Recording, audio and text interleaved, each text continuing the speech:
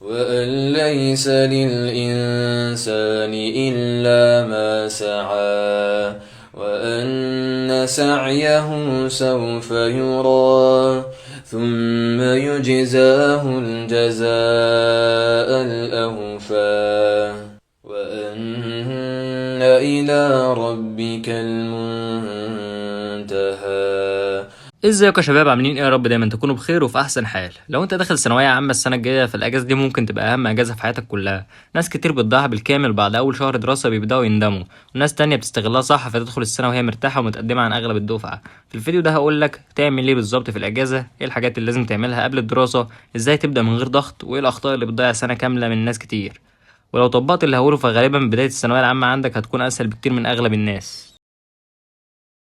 اول غلطه ناس كتير بتعملها انها تدخل الاجازه بعقليه لازم اخلص المنهج كله، لازم اسبق الدروس، لازم اذاكر 10 ساعات، وبعد اسبوع يحصل احتراق كامل ويقعد شهرين مش بيعمل اي حاجه.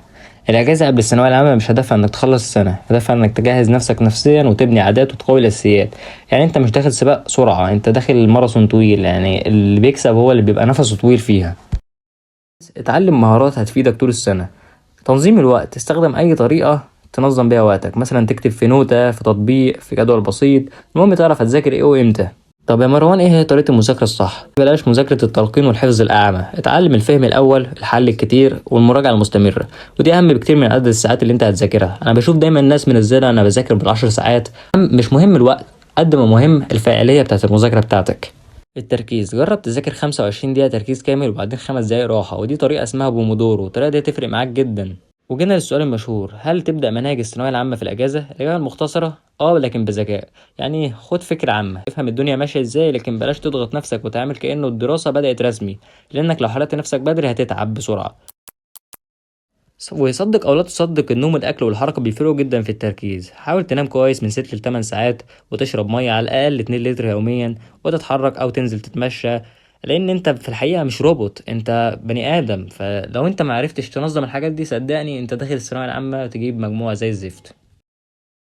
اهم من كل اللي انا قلته ده علاقتك مع ربنا. لازم تنظم علاقتك مع ربنا، تصلي الصلاه في ميعادها، تحدد ورد من القران يومي تقراه، تحاول تخلي دايما ربنا راضي عنك، لان طالما ربنا راضي عنك هيوفقك للي انت عايزه دايما. حاول تحسن علاقتك مع ربنا، لان اغلبيتنا كانوا مقصرين جدا، فاستغل الاجازه دي انك ترجع علاقتك تاني مع ربنا. اكبر عدو ليك انك تعيش في توتر طول الوقت. في ناس بتتعامل مع الثانويه العامه كانها نهايه الحياه، وده غلط. ايوه هي سنه مهمه، بس الضغط الزايد بيدمر التركيز والطاقه. خليك هادي وخد الموضوع خطوه خطوه. اهم حاجه ما تجريش ورا المدرسين اللي يقولك تم فتح باب حجز ثانويه عامه 2027. ليه؟ لان دول بيبقوا همهم على الفلوس، فما تجريش وراهم دلوقتي، وخلي موعد الدروس بدايه من شهر 8. عايز اقولك حاجه مهمه جدا، الثانويه العامه مش للعباقره فقط، ولا للاذكى، ولا اللي بدأ بدري. في ناس كتير جابت مجموعة ودرجات كويسة جدا بس لأنها كانت هادية ومنظمة ومستمرة. فما تخافش من السنة، بس احترمها. في النهاية لو عايز تستغل الأجازة صح، فابدأ بحاجات بسيطة جدا من النهاردة، مثلا ساعة مذاكرة، تحاول تقلل موبايلك وتنظيم يومك، ومع الوقت هتلاقي نفسك داخل الثانوية العامة وانت أقوى بكتير من اللي حواليك. ولو الفيديو عجبك متنساش اللايك والسبسكرايب وتشترك في قناة الواتساب عشان بننزل على حاجات مهمة جدا، وقولي في الكومنتات ايه أكتر مادة قلقان منها. ومع السلامة.